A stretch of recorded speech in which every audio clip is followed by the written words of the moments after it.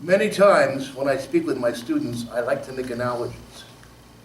Human beings have a tendency to look at their world in a way that's unrealistic. One of the things I tell my students all the time is that human beings are shapeshifters, and I want you to understand that not in the science fiction realm, but rather in the realm of reality. What we do with our bodies, our joints and our movements, our muscles and our bones, is we shift or change our shape so that we have capacity to do work. If I wanted to pick up this pen, I change the configuration of my hand into a grasping tool. I pick it up, and when I want to release it, I put it back down and allow my hand to resume its natural relaxed tension shape.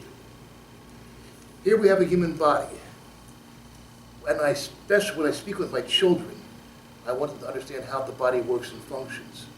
And anything that my children understand, my adults also understand. Please bear with me in this. I'm going to teach you the secrets of the human body and its physiological movement, and I'm going to do it in a strange and I hope interesting way. First, we have the gyroscopes. A gyroscope is what keeps something stable. If it's in a ship, it keeps the ship from being tossed by the waves. You have two gyroscopes in the human body.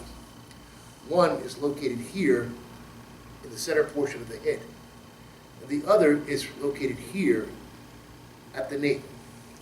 The interesting thing about the gyroscopes is the gyroscopes are there to tell you that you have good vertical. And good vertical is very, very important. If the vertical portion of you begins to rock or alter, then it brings an automatic motion to try to correct that.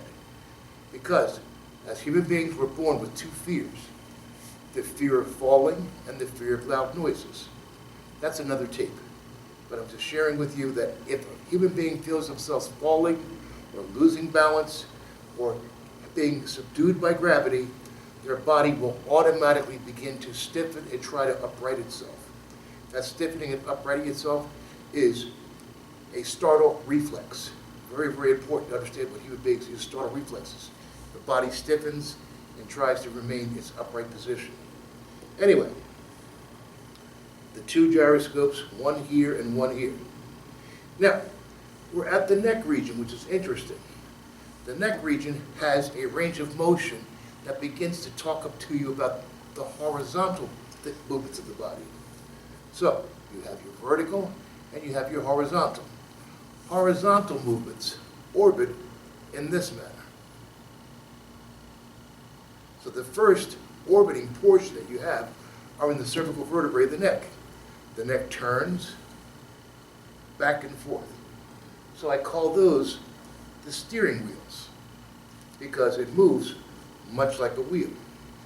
If the steering wheel up top is disturbed to an extreme range of motion, such as me looking back over my shoulder, the second steering wheel comes in and is automatically operated. That's the oblique muscles of the waist. So the waist is the second steering wheel. And it moves and operates this way. That's what gives us motion that moves this way and this way. Now, pretty important, because that's how the trunk function works. You have up and down motion, and you have side-to-side motion. Let's go to the arms. The analogy I make to my students with the arms, it's like a crane. That is a mechanical crane. What the arms do is they pronate forward, they pick things up, they adduct, they bring things back, they push things out and away, they raise things up, and they lower things. So think of the arms as being cranes. Finally, we come to the hip region. The hip region is a partial wheel. It has partial turning mechanisms. So, again, gyroscope, gyroscope, wheel, wheel, wheel, which brings us to the legs. the legs only have two basic functions, which is very interesting. First of all, the legs are like a post. Think of it like the pillars of a building.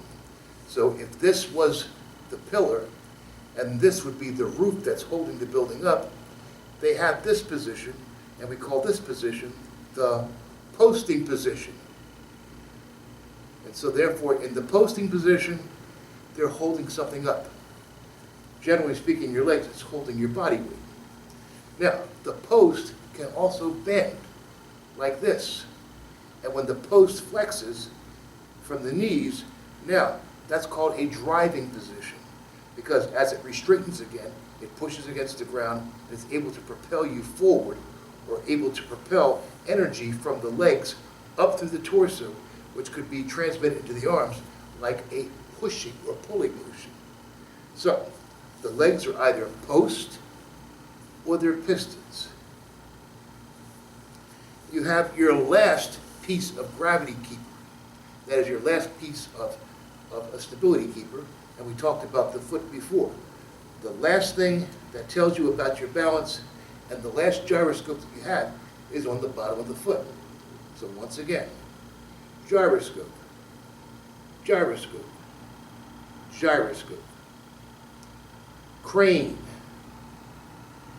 wheel, wheel, wheel, post, or piston. In essence, that's our human body to a T. Every motion that we do, these parts sequence themselves in order to shapeshift, in order to give you capacity to do work.